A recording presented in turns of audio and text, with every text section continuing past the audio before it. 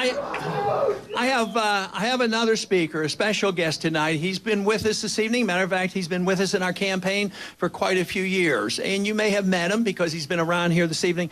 But I'd like him to come out and say a few words. He's been serving in the military for 10 years, and he's been overseas a lot. A lot of it was in Iraq and Afghanistan.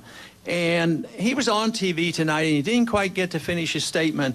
So I've asked him if he would come out and make his comments about why he supports our foreign policy, why he is fighting for the Constitution, and what he thinks we should do. But I would like to invite out now Jesse Thorson to come out and say a few words to you. Thank you.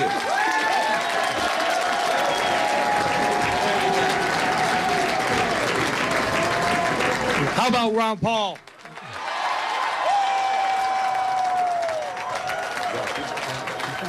If there's any man out there that's had a vision for this country, it is definitely him. His foreign policy is by far, hands down, better than any candidates out there, and I'm sure you all know that.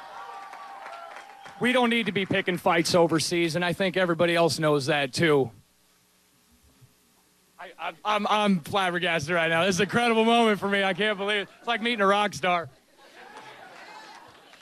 But you know what? We're going to go to New Hampshire. We're all going to get involved. We're going to keep getting online. We're going to keep talking to people. And we are going to make sure this man is the next president of the United States.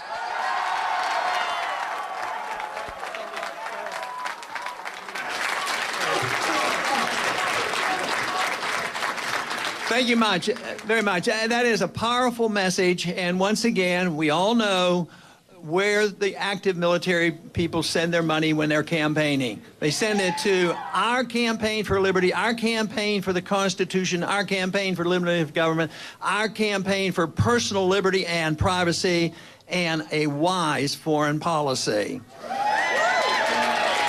The most important thing we have to remember is we want to have influence in the world. That's very important. We want to be active in the world. We want to talk to people and work to people, trade with people, and be friends with people.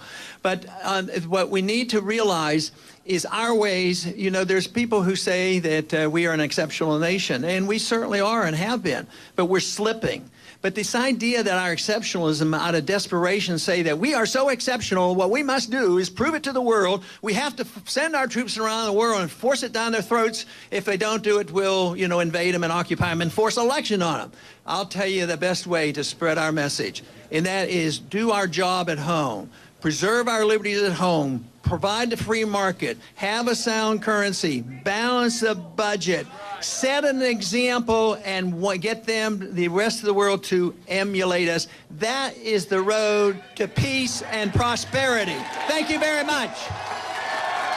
Thank you. All right, so Ron Paul, you hear him speaking to his supporters there in Iowa. He has come in third, but not very far behind the top two, Rick Santorum and Mitt Romney. Let's take a look at how close this race is right now.